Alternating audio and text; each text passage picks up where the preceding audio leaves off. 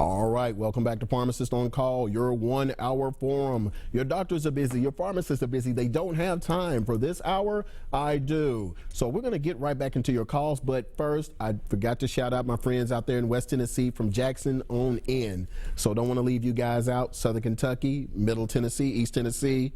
How are you doing? We're going to get right back into the calls. Looks like on line 3, we've got Beth. Beth, welcome to Pharmacist on Call. How may we help you?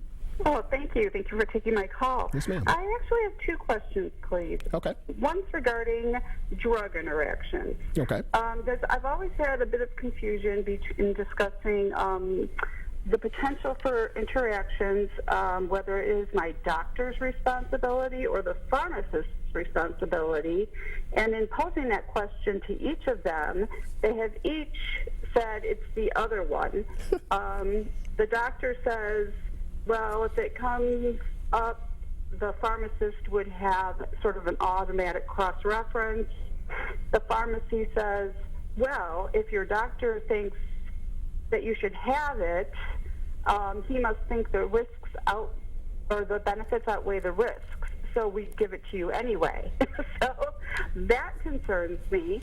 And then my second question is, what are your feelings about bioidentical hormone replacement therapy, and are you a compounding pharmacy?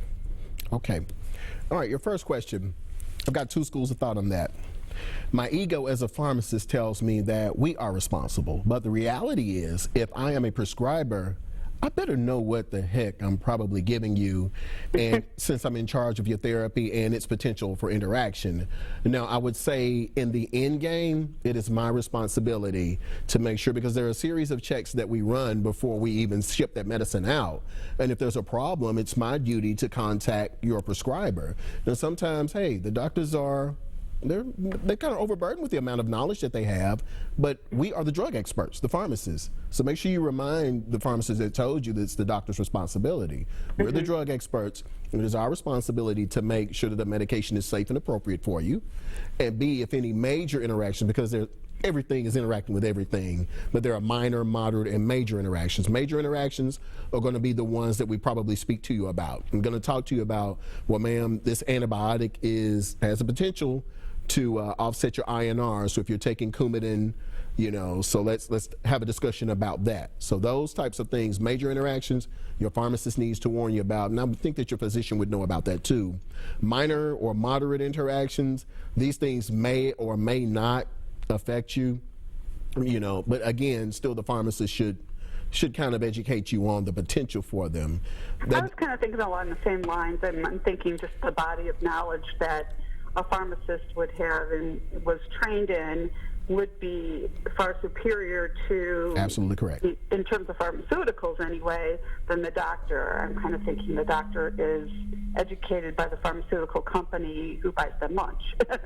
Absolutely. So yeah, you're absolutely correct. I mean, we kind of there's an overlap of knowledge, and so your physician is going to be mainly pathophysiology and treating the disease. Pharmacists, we're going to have some knowledge of the human body pathophysiology, but the bulk of our information is going to be on the treatment, the pharmaceutical treatment piece. And so, yes, that is our responsibility, when you get through with it. If it doesn't happen, because you understand that pharmacists are busy, and even in my practice, try to do a good job, especially if my system tells me, hey, watch out for this.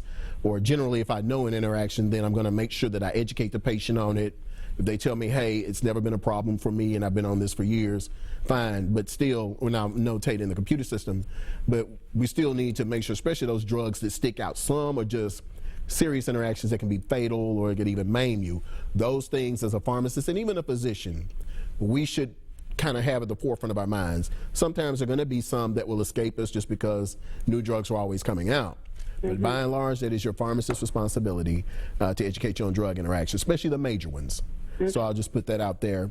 Your second question, how do I feel about bioidentical hormone replacement? As opposed to more traditional pharmaceutical-based products by the major pharmaceutical companies. What I like about bioidentical hormone replacement is that it does not sell only a size 10 shoe for patients that have size 3, 4, and 5 feet. This medication is customized to you and your needs. And so it's not a 0.625 milligram tablet of Premarin who is appropriate for someone with a certain hormone level. Every woman's hormone levels are going to be different. So the bioidentical hormone replacement therapies are tailor-made for you based on what your numbers are. So I would prefer those, and I think that you would get a better result for something that is tailor-made for you. In terms of compounding, we're getting ready to get into that, and specifically bioidentical hormone replacement therapy. We are actually going to be doing testing and counseling to that effect in the pharmacy in 2016. So stay tuned. I'll announce once we go live with it on the show. I will, absolutely. Yes, yeah, I'm very interested in it. Is it safer?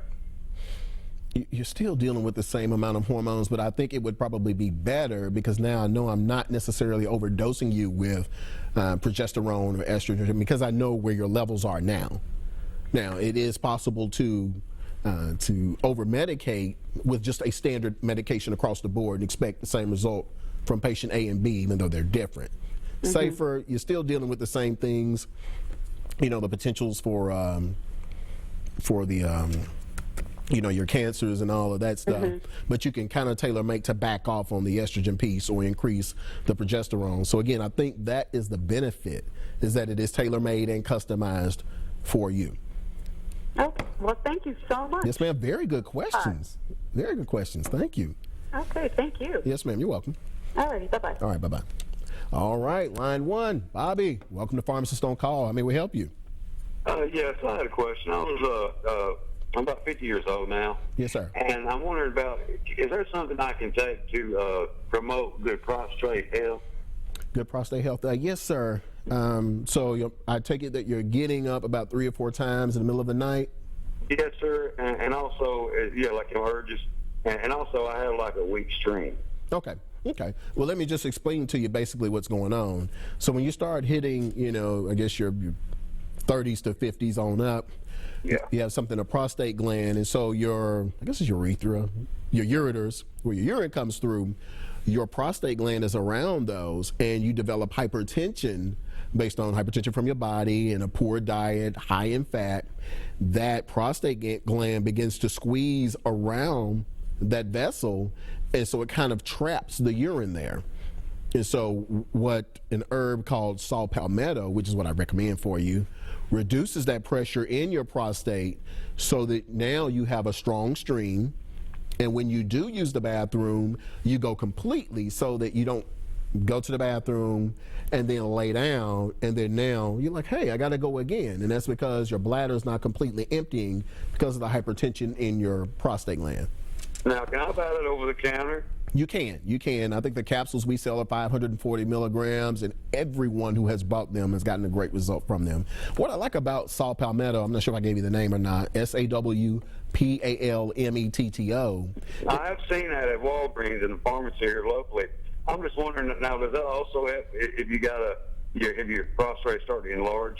Yes, sir. Absolutely. It does. And what I like about it, it helps heal the prostate, and it also takes that pressure out of there, so it begins to, I guess, decrease some of that enlargement. But it's not a drug or an herb that you have to take for weeks for it to work. It works that same day.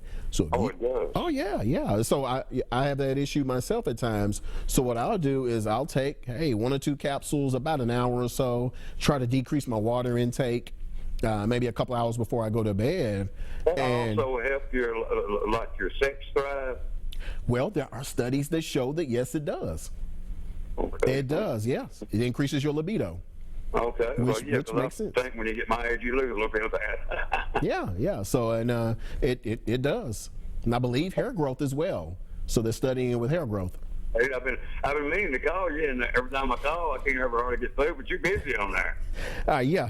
You all are seriously calling in. So again, I said last show, this has got to be the #1 call-in show in the Middle Tennessee area. Yeah, because you all are serious about your calls. But yeah, so saw palmetto is what you want. Take 1 or 2 capsules first thing in the morning. And then that'll help your stream during the day. And then at night, take it about an hour or 2 before you go to bed. You'll go from 4 times at night getting up to maybe 1 or maybe not even at all. But it works that same day. Man, that'd be a blessing to have it work too. It will. And in fact, give me a call to the store and let me know how it works for you. Okay, thank you. All right, sir. Thank you. All right, everyone. We are up on another break. Stay right there. Call in with those questions.